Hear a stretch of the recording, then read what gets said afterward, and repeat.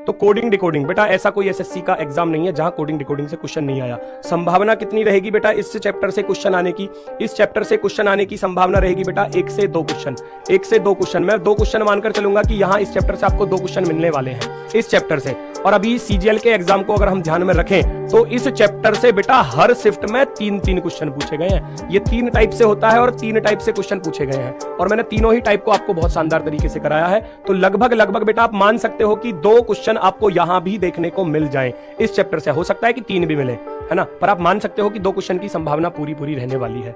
Classification की बात करूं तो 1 क्वेश्चन की संभावना होगी। अब चाहे तो वो नंबर क्लासिफिकेशन हो जाए, चाहे वो लेटर क्लासिफिकेशन हो जाए, चाहे वो वर्ड क्लासिफिकेशन। सबसे ज्यादा संभावना रहती है लेटर क्लासिफिकेशन वाले की। जो लेटर वाले होते हैं ना उस पर यहां क्वेश्चन पूछती है एसएससी ज्यादा। फिर एक सिमिलर सेट से, निश्चित रूप से एक क्वेश्चन सिमिलर सेट से बनने वाला है एग्जाम में, एक क्वेश्चन। और सीरीज के हो सकते हैं कि आपको 2 क्वेश्चन भी मिले, हो सकता है कि 1 क्वेश्चन। तो 1 से 2 का रेशियो तो यहां भी रहेगा सीरीज वाले चैप्टर के लिए। 1 से 2 क्वेश्चन आपको यहां भी मिलेंगे। ठीक है सर, मेरा 13 जनवरी को। बिल्कुल शानदार बेटा, बिल्कुल शानदार। सभी का लगभग पता चल गया होगा, कुछ स्टेट रह रहे हैं उनका भी जल्दी ही पता चल जाएगा।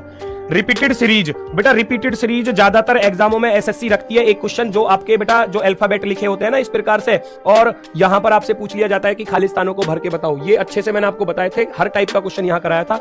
1 क्वेश्चन की संभावना इसकी रहेगी और डिक्शनरी ऑर्डर फिक्स है, 1 क्वेश्चन यहां से भी आएगा, 1 क्वेश्चन यहां से भी आएगा। तो ये चीजें आपके सामने है बेटा। कोडिंग डिकोडिंग से संभावना 1 से 2 क्वेश्चन, एनालॉजी के 2 क्वेश्चन संभावना है पूरा आने की, है ना। क्लासिफिकेशन से 1 क्वेश्चन, वो भी लेटर क्लासिफिकेशन की तरफ ज्यादा जाएगा। हो सकता है किसी में नंबर क्लासिफिकेशन भी मिले।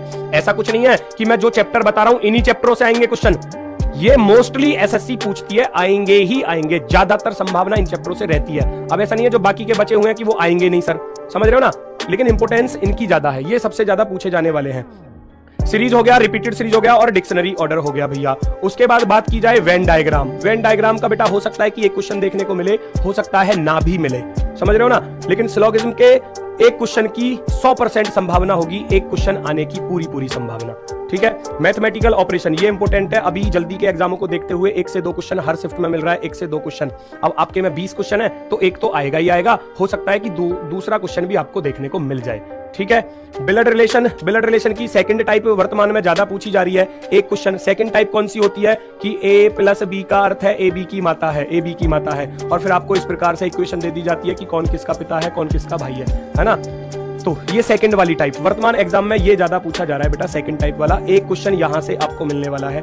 डायरेक्शन की बात की जाए तो बेटा 0 से 1 की संभावना, हो सकता है ना मिले, हो सकता है कि मिल जाए, है ना, जरूरी नहीं है। डाइस का भी सेम यही रेशियो है, 0 से 1। हो सकता है आपको क्वेश्चन देखने को मिले, हो सकता है नहीं। अब बचते हैं आपके चैप्टर बहुत सारे, जैसे कि मैं बात करूं कैलेंडर हो गया, क्लॉक हो गया। कैलेंडर से क्वेश्चन आ भी सकता है और नहीं, वो इसका रेशियो जो है ना कैलेंडर का, क्लॉक से तो बहुत कम संभावना है। जो कैलेंडर है वो आपका बेटा 0 से 1 रहने वाला है।